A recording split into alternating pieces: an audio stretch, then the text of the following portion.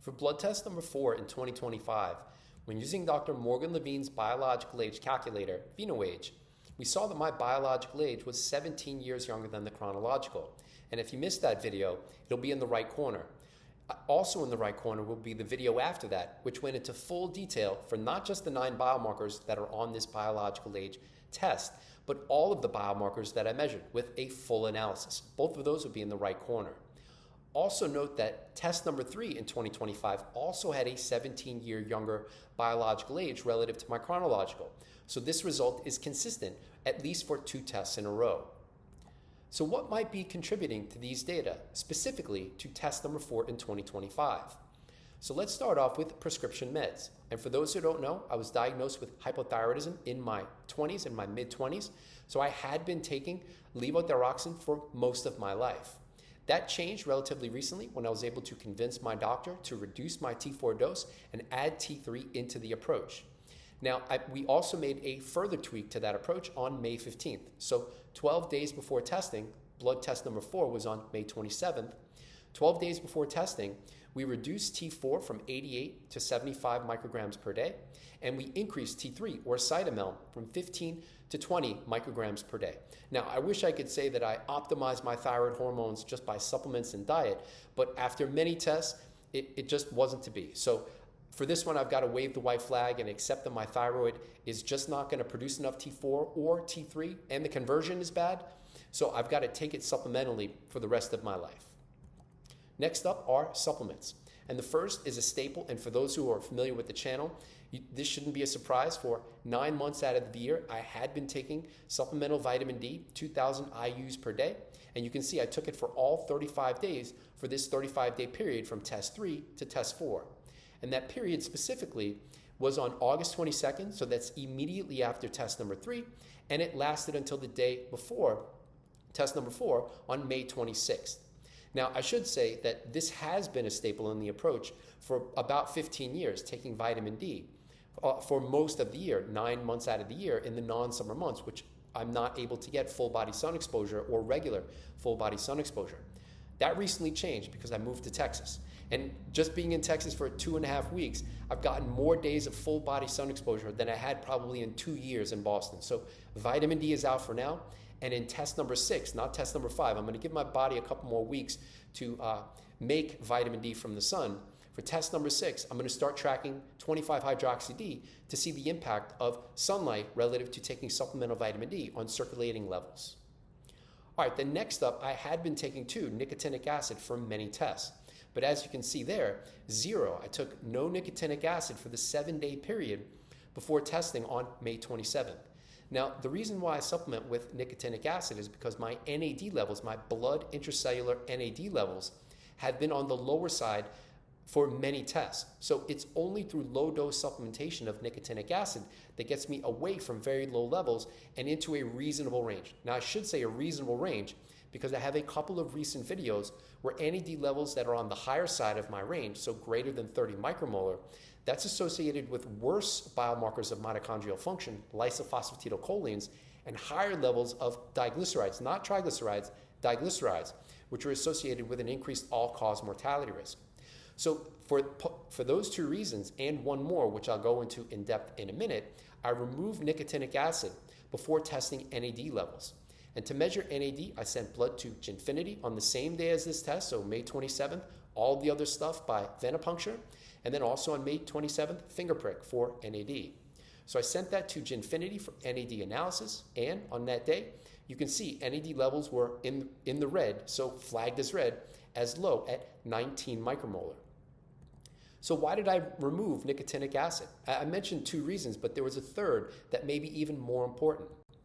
And that's because niacin intake, in my case, which includes supplemental nicotinic acid, is inversely associated with lymphocytes. And that's what we'll see here. So this is 56 blood tests from 2015 to 2025. On the y-axis, we've got lymphocytes, and on the x-axis, we've got my average daily niacin intake. Now note, I've been tracking diet with a food scale every day, with very rare exception. I mean, this is like 364 days, 364 and a half days out of 365. I'm food scaling everything. If I do randomly go out to eat and choose to eat somewhere, I'll ballpark the calories, but this is such an infrequent event. We're talking less than once per year. Almost exclusively everything is tracked by food scale. I then enter that data into a diet tracking app, Chronometer. I then pull that data into a spreadsheet. So then I can take my average dietary intake from one test to another. So if there's a 50-day period in between tests, I take the average dietary intake for those 50 days, and then that lines up with the latter blood test. Now, every blood test has a corresponding dietary intake, and I can look at correlations. Now, that's not causation. There are a lot of factors that can impact biomarkers, but it helps give me insight into which macro, micro, or foods can potentially move biomarkers towards youth and lowest risk of death for all causes. So here we can see that there's a significant inverse correlation between my average daily niacin intake with lymphocytes. In other words, when my niacin intakes are at their highest, up to 350 milligrams per day, and note that the RDA is 15 milligrams per day. So to get above 50, I have to use supplemental nicotinic acid. So I've used supplemental nicotinic acid to get up to 350 milligrams per day. Based on this plot, though, it may be bad for lymphocytes. And I have to say may, again, I'm not saying causation, this is just a correlation. But note that there may be an outlier driving this correlation. So what happens to the data if I remove it? Well, we can see that the correlation actually strengthens by a little bit as the correlation coefficient gets more negative. So for negative correlations, getting closer to -1 would be a stronger correlation, and that's what we see here. And the p-value further reduced below where it was at 4 zeros and a 4 to 4 zeros and a 1. But then this raises the question, what's optimal for lymphocytes? So I've heard some say that you're generally healthy, you're relatively lean and fit, so maybe 1,500 lymphocytes is optimal in your case. Maybe nicotinic acid, being a part of that story, helps get you to your healthiest state. So what's optimal for lymphocytes based on the published literature? And to address that, I have a new Patreon tier dedicated specifically to what's optimal for biomarkers, not the reference range, which you can get from any LLM. What may be optimal based on how each of these biomarkers changes during aging and their association in the largest published studies that I can find with all-cause mortality risk. So I've collected all of these data for these 33 biomarkers into one place with more than 2 hours of video content, 48 published references, which includes lymphocytes. So if you're interested in that, check it out. So in terms of what's optimal for lymphocytes, I'm going to give away some of that story. And here we're looking at all-cause mortality risk, or the hazard ratio for all-cause mortality, risk of death for all causes, plotted against the lymphocyte count. In terms of what's significant, we put up a red line at a hazard ratio of 1. So when the dashed black lines are completely above 1, in this case, we have a significant association. And then we can see that lowest risk of death for all causes is associated in this study of more than 100,000 people with lymphocytes around 2,000, so somewhere around 1,900 to 2,100, lowest risk of death for all causes for the people in this study.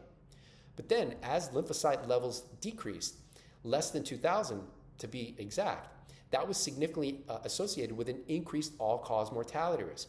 So my data with, at least for the plot for niacin versus lymphocytes, that declining trend is moving in the wrong direction in terms of all-cause mortality risk. Note that I've had values close to 2,000, and that's almost exclusively without supplemental nicotinic acid. So to test this correlation, I removed nicotinic acid from the approach. NAD levels went down, which may be a problem. So I'm working on ways to, or I'm thinking about ways to increase that going forward. One of them may be just nicotinamide on its own, not NMN, not NR. Granted, NMN and NR use nicotinamide as the primary way to increase NAD, but they're way more expensive than just supplemental nicotinamide. Can nicotinamide increase NAD and not mess up other biomarkers as nicotinic acid, at least in my case, may? So anyway, I've had lymphocyte values around 2,000, and that's without supplemental nicotinic acid. So to test that, I had to remove nicotinic acid to see if lymphocytes would increase, and they actually moved to my best result over the past 4 tests. Whether again, that's causation, I don't know, but that's part of the equation. All right, so I also supplemented with this is a one supplement. This isn't 3 separate pills, but it's a combined supplement with 1,000 micrograms of methyl B12, 400 micrograms of methylfolate, and 1.5 milligrams of B6. And I did that for all 35 days in this test to try to keep my homocysteine relatively low. Now, it actually moved in the wrong direction despite relatively high doses for each of these 3 micronutrients, from 9 to 10.7 micromolar. And both of those data are too high based on the published literature. My target is 5. So this is one of my biggest weak spots. Homocysteine is one of my biggest weak spots.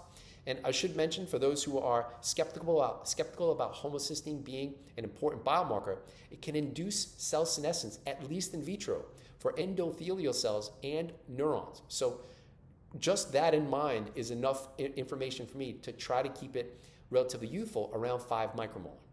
Now, I also minimize supplementation for an important micronutrient that may be an important part of the homocysteine equation using B12 and folate, which is B2 or riboflavin.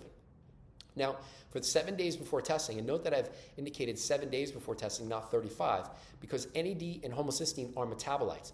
Metabolite levels change very quickly within days. So I'm not sure that a full 35-day average, let's say I took the supplement for the first 30 days and nothing for the last 5 days.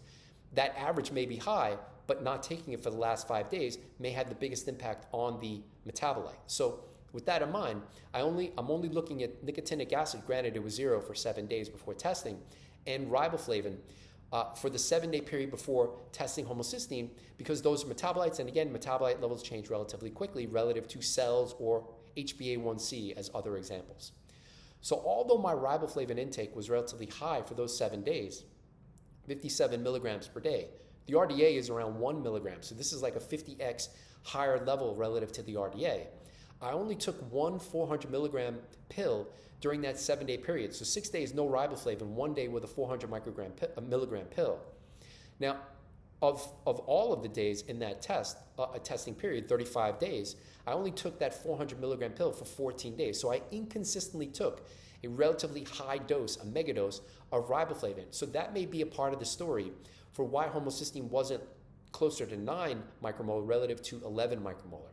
So why did I do that? Why did I sporadically take vitamin B2? I'm wary of taking megadoses of supplements. In the short term, maybe they have efficacy, but what are the long-term risks of megadosing supplements? I'm not trying to find out by accident. So with that in mind, I recently came up with a new approach to get relatively lower doses of riboflavin in my diet. Now, for my shopping online, the lowest dose that I could get was 400 milligrams. So what I did was I got pure riboflavin in supplement form in a pill, in the capsule. I then opened it up, took about 100 milligrams of that. My food scales sensitivity goes down to about 100 milligrams. And I should say about, because when you start getting to 100 milligrams, which is its limit of detection, it could be 100, it could be 125. Nonetheless, I took that amount, I suspended it in about 900 milliliters of water, which is close to the solubility limit of riboflavin in water. And then I take an aliquot of that every day to get around 6 to 10 milligrams of riboflavin per day, which is a far lower dose and closer to physiological than the 400 milligram dose per day. So I'll have more on that story, and I may actually make a video showing me making my own riboflavin stock solution. So stay tuned for that in a future video or in an update for blood test number 5. All right, so that's it. No other geoprotectors or senolytics. And that's not it for the video. We've got a long ways to go on that, so buckle up.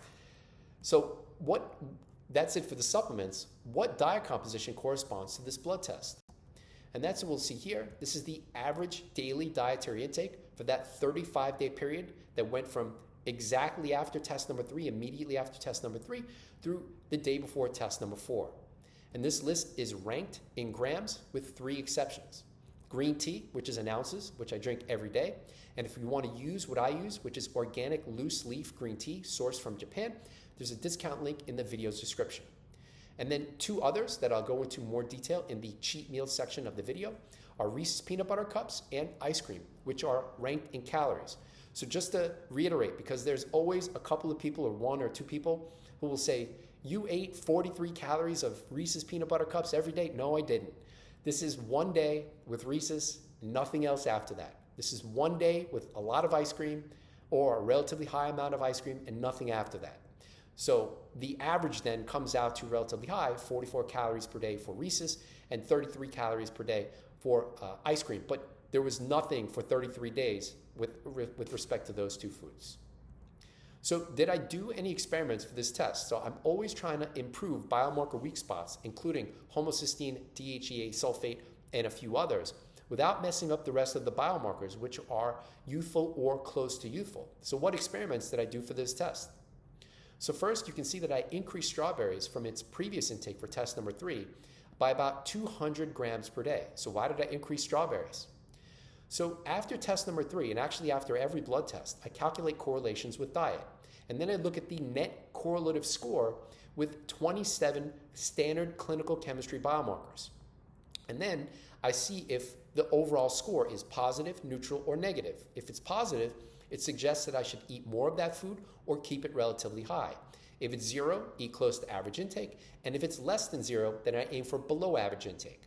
So after test number 3, strawberries had a +5 net correlative score with those 27 biomarkers. So with that in mind, what happens if I increase it further, 200 grams per day? Well, after test number 4, after these results came in and I calculated correlations, now its net correlative score is +7. So for those who are fruitophobic, who think that all sugar is bad, in my case, maybe not. The correlations suggest otherwise.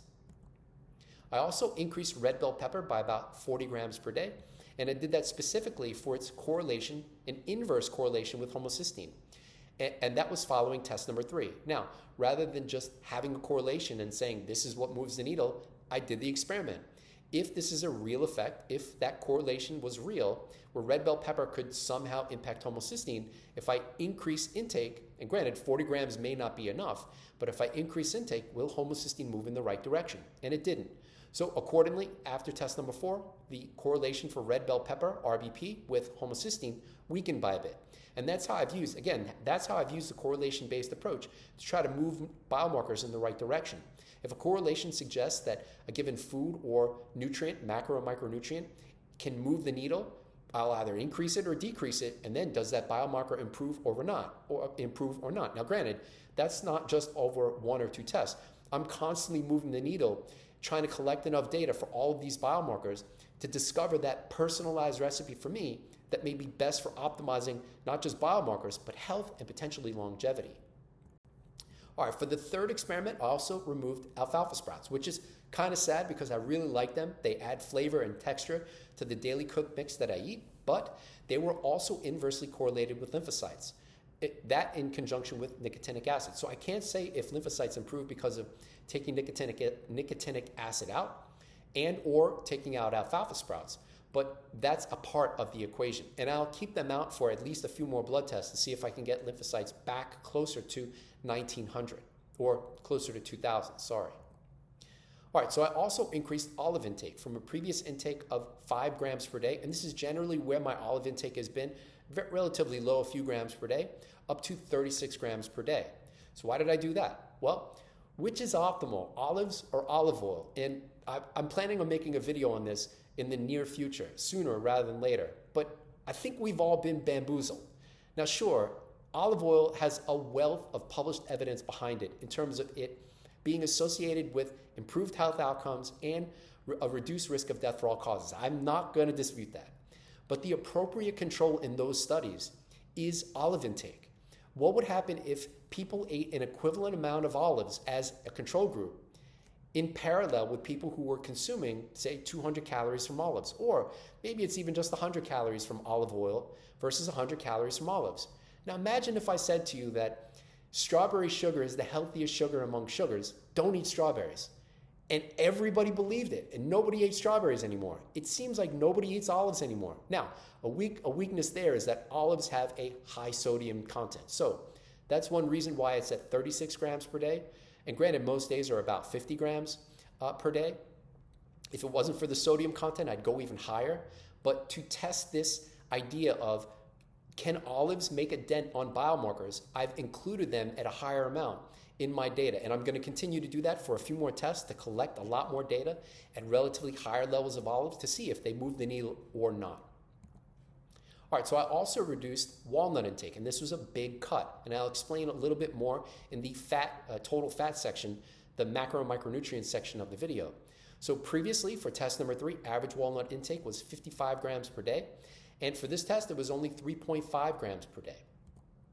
And I did that because walnuts, following test number 3, had a net correlative score with those 27 biomarkers of 0. So that suggests that they don't really move the needle either in high amounts or in low amounts. So I took them out to get those calories to use for other stuff, including olives.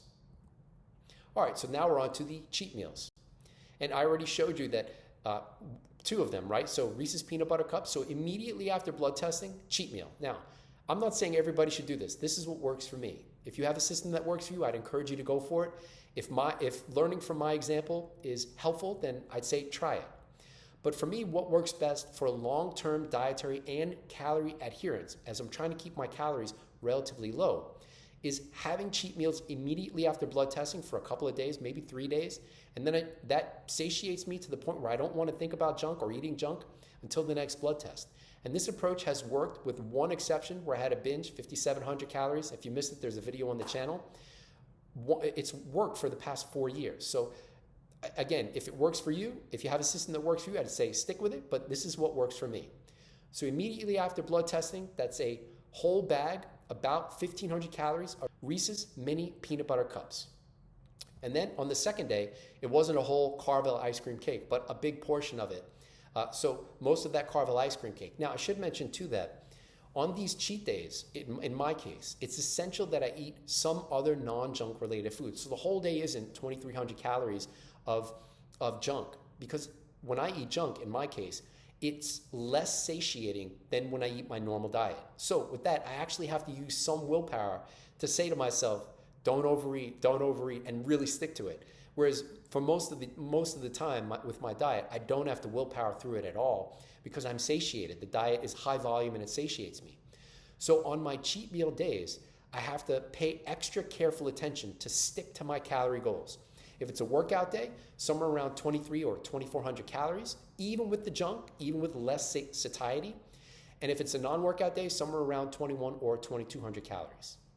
Now, there was a third day of junk for this, following this blood test, and it was sugar. So just free processed sugar, which I added to ground cocoa beans and dates. So basically like homemade chocolate. Now, again, that's not that's not 3 grams of sugar every day for 35 days. That's one day with around 90 grams of sugar and then nothing after that. So 3 cheat days, 32 days after that until testing, no cheating at all, completely strict, completely clean. All right, so in terms of junk calories, the Reese's around 1,500, the ice cream around 1,100, and the sugar around 400. And in total, that's around 3,100 calories from junk for this that correspond to this test. Now, in terms of total calories consumed during this 35-day period, and again, I know that because I weigh all of my food and track it in that diet tracking app, Cronometer, it was 3.8% or 4% of all calories coming from junk. Now, in contrast, the average American diet, at least based on a study in 2017 and 2018, consumes 57% of their diet from ultra-processed foods. So for this test, with a 17-year younger biological age, it was only 4%. And I've had tests as low as 1 or 2%. I try not to go above around 4% though. That's my upper limit. I don't know. I can't say if I go to 7% or 8%. I don't know what effect that'll have on the biomarkers, but I'm not trying to mess up biomarkers, just for the urge of eating a little bit more junk. This is more than enough junk for me. All right, so this list is ranked in grams. What about ranking foods in terms of calories? And that's what we'll see here. These are the top 10 foods for average daily calorie intake over that 35-day period that corresponds to test number 4. And note that this list is generated by Cronometer. If you want to track your own diet with Cronometer, there's a discount link in the video's description. So atop the list in terms of calories are strawberries. Now for the past 2 tests, it was walnuts. So now walnuts are out of the top spot for calorie intake in terms of foods. And without going through everything on the list, if you're interested, I'd encourage you to do that. 9 of the 10 foods that are on this list were exactly the same as test number 3. Again, I'm not trying to blow up the system at this point, as most of the biomarkers are pretty good. Just trying to make small tweaks to try to improve the weak spots without messing up everything else. So in terms of what went into the top 10, what entered the top 10 were steel cut oats, which I include in a daily cooked mix. I don't eat the oats every day, it's every few days. I rotate it with other whole grains and chickpeas. And what left the top 10 list were walnuts. All right, what about macronutrients? How do they correspond to this test? So average daily calorie intake was 2296. And that's my highest average daily calorie intake since August of 2022. And that's over 23 tests. And that's what we'll see here. This is my average daily calorie intake over 62 tests from 2015 to 2025. Now, early on, I wasn't able to do a very good job of controlling calorie intake. As you can see, for about a 5-year period, where for every blood test, note that each dot corresponds to the average daily dietary intake that corresponds to a blood test. So for the first 5 years of tracking, we can see that I basically got worse with calorie intake for every test. But then I was able to find that recipe that works for me, which is calorie restriction. And I should say, I didn't cut, if you look at the top there, 2800 to 2100, I didn't cut that overnight. And that was actually my problem in the past. There too, in the pop, in the bro science, however you phrase it, cut 500 calories per day, you lose a pound a week. Yeah, that'll work if I've got 50 pounds of weight to lose a year. But if I'm already relatively lean and I cut 500 calories per day, I'm just gonna end up binging it back on. And I think that's where most people fail, is too extreme of a calorie cut. Even 100 calories per day is a pretty big cut. So what worked for me is very small cuts sequentially, test over test over test, 30 calories per day. So if average calorie intake was 2800, 2770 for the next test, 2740. Play that out now over 4 years, I got to 2100. But then you can see calorie intake has slowly started to increase over those tests since mid last year. It culminating with the most recent test around 2300 being basically the tip of that spear. So why have I increased calories starting from mid last year? So body weight declines after 50 to 60 years. And I covered that in an earlier video. If you missed it, I'll link to it in the right corner. So clearly I'm trying to avoid that, as a big part of that is not just losing muscle, but also losing fat. And the major reason for that is cancer incidence increases during aging. Cancer cachexia, which is the loss of muscle and fat, is a phenotype of cancer, or it's, the two can go hand in hand. So body weight declines after midlife. So I'm trying to avoid that. Obviously, I'm trying to avoid cancer, but I'm also trying to stay weight stable after, from 50 to indefinitely, however long I'm going to live.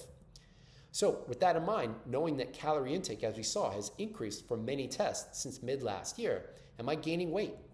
So I'm also tracking body weight every day, first thing in the morning after using the bathroom. So now we're going to see my average body weight that corresponds to each test. So here too, if there's a 50-day period in between tests, because I have all of the body weight data, I can take my average body weight that corresponds to each test. And that's what we can see here. So each dot is the average body weight that corresponds to each test. And this is over those same 62 tests over the past 10 years. So note that I've got 2 periods of intentional weight loss. And that's important to mention, because as I mentioned, body weight declines after 50 to 60 years. So if someone's lost weight within, say, a 6-month period, and it's unexplained weight loss, and they haven't changed anything in their approach, that could be a warning sign that some underlying pathological situation, whether it's cancer or something else, is going on. In my case, this was intentional weight loss. I intentionally cut calories while keeping my activity levels relatively constant with the goal of getting leaner. All right, so now I put a cutoff at 140 pounds. So why that cutoff at 140 pounds? And note that this journey started around 160, so that's about a 20-pound weight loss. So during that 20-pound weight loss, my goal is to optimize muscle mass and get as lean as possible. And that's always been my goal, without losing any strength or function. Now, I wish I could say that that was 100% true. My workouts are standardized, so I know exactly where I am in terms of strength for all movements that I've done for the standardized workout for the past, say, 5 to 7 years. I did and have lost a bit of strength. For example, my current pull-ups are at 10, whereas they were 12 for about 5 years in a row. Now, I'm not just laying down in the fight against aging. I'm planning on getting that back. I mean, I did 10 today, but I just moved to Austin, 3 weeks ago, and my workout routine has been all messed up. So I'm not waving the white flag. I'm confident that I can get it back to 12 or even 13, which I've done in the past 2 on the channel, despite losing 20 pounds. So when you lose 20 pounds, the assumption is you lose some muscle, but you lose a lot of fat. You lose some muscle, and it's harder to, not lose strength. But I have lost a small amount of strength. Overhead press used to be 110, now it's 100 pounds. So would I trade losing 20 pounds for a 10-pound overhead press, less overhead press, I think I would take that trade-off if I can't get this, get the strength back. So in terms of that cutoff, below 140, I started to notice it being even harder to fight that strength-related decline. And I'm not trying to lose any function while being as lean as physically possible. So for a few tests, I was able to maintain body weight at around 140 pounds. You can see that flat green line. But then notice that body weight started to decline. So I thought, okay, I'm gonna increase calories to resist that. Even calorie-restricted mice, 40% calorie-restricted mice, succumb to this declining body weight towards the end of life, but they're given the amount of food that they're able to consume. So for the major story is I'm trying to avoid cancer, as we all are, I'm sure, but I'm also trying to stay weight stable. And if I have anything to say about it, and if that involves increasing calories to stay weight stable, that's what I'm gonna do. So that's why over the past few tests, I've been increasing calorie intake to try to stay weight stable. And with that in mind, my body weight is currently, since the last test, May 27th, 139.9 pounds. So I'm right at that 140 line, and calorie intake is still, average calorie intake is still around 2,300 calories, as shown there. All right, so let's dig deeper and let's go back to the macronutrients section of the video and investigate protein intake. So for this test, test number 4, it was 96.5 grams per day, 17% of total calories. What about fat intake? So average daily fat intake for this test was 91 grams per day, which is 36% of total calories. Now note that for test number 3, average total fat intake was higher, purposely higher, at 111 grams per day. And I cut that 20 gram fat intake by 20 grams for a couple of reasons. First, in my data, for whatever reason, higher total fat is significantly correlated with higher glucose.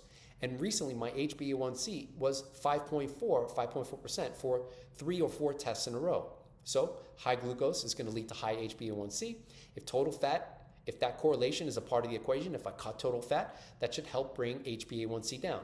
But it didn't. So, and here too, I want to stress, for the bro science where people say, you cut fat intake and increase carbs, doesn't that increase glucose? Well, that's generally true because most people are eating so much ultra-processed food that for them, an increase in carbs is coming from refined carbs. It's not coming from whole food. In my case, it's almost exclusively a whole food-based diet. So I generally don't see, and actually the correlation suggests otherwise, where higher fat is maybe actually worse for my biomarkers, including higher glucose relative to eating higher carbs. Now, that said, I'm not a high carb type. I'm not a dietary ideologue where it has to be high carb. I follow the data. I'm open to going higher fat. So for test number 5, I'm currently around 100 grams per day, trying to find that happy medium that optimizes more biomarkers than not. Another reason why I reduced fat intake is because I've recently started tracking cystatin C, not just as a biomarker of kidney function, but also because it's involved in the GRIM-AGE algorithm, which is the best epigenetic clock for evaluating all-cause mortality risk, at least when comparing epigenetic clocks. How that compares against blood-based biomarker clocks, I'm not sure because it hasn't been published. So I needed to collect data to see if cystatin C could improve at relatively lower fat intakes. So that's another reason why I cut fat intake from 111 to 91 grams. Note that cystatin C did not get better with that cut, so I'm still trying to figure out that recipe after 5 recent cystatin C tests. Also note that 20-gram cut from test 3 to test 4 did not make a dent on PhenoAge. So whether my fat intake was 91 or 111 grams per day, still 17 years younger using PhenoAge. In terms of where the fat reduction came from, almost exclusively from omega-6, including that walnut cut. Previously, it was 33 grams per day, so for this test, it was 15 grams per day. And if you're interested in the rest of the fat breakdown, monounsaturated, omega-3, and saturated, I've included that data there. All right, next up is carb intake. And this is the average daily carb intake that corresponds to test number 4. So starting with total carbs, 314 grams per day, but note that net carbs equals total carbs minus fiber. Fiber intake for this test was 83 grams per day, and when subtracting that from total carbs, we get a net carbs of about 233 grams per day. We can then calculate the percentage of calories coming from net carbs by multiplying by 4 calories per gram. And then also note So I was going to go into the net macros, but we've got to remember that a fraction, about 20% of total fiber, is soluble fiber, which means that it's not inert. Insoluble fiber generally binds to water and we just poop it out. We don't metabolize it at all. But soluble fiber, in contrast, is fermented by gut bacteria into short-chain fatty acids, which we use, or our intestinal cells, and if they make it into our system, if they make it into plasma, can be used systemically to make energy. So about 161 calories coming from soluble fiber can be added to total fat because soluble fiber is fermented by gut bacteria into short-chain fatty acids, in other words, fat. So that 7% can be added to total fat, and now we can calculate net macros that correspond to this test. About 43% total fat, 41% net carbs, and about 17% protein. Now also note that I've also indicated total sugar amount as shown there. Now I don't track total sugar specifically in terms of their correlations with biomarkers because there are many sugars, glucose, galactose, maltose, lactose, we can go down the list. But specifically, I'm tracking total fructose, including fructose, obviously, and sucrose, which is half fructose. So when dividing sucrose by 2 and adding that to fructose, I get a total fructose of 63 grams for this test. Now, I've mentioned this in other videos, that may seem like a lot, but my highest fructose intake for any test since 2015 over those 62 tests is approximately double that. So this is progress, albeit not perfection. All right, what about micronutrients? So I won't spend a lot of time on micronutrients. I'll just post them, and if you're interested in seeing what my values are, you'll have this as a reference. And it may be hard to see the vitamins. I wanted to get them all on one page, so I'd encourage going full screen if you haven't already. And then mineral levels. So for anyone starting on this journey of trying to discover their own personalized recipe for optimal nutrition with the goal of optimizing biomarkers, potentially maximizing health, minimizing disease risk, and optimizing longevity, the first place to start is full RDA coverage.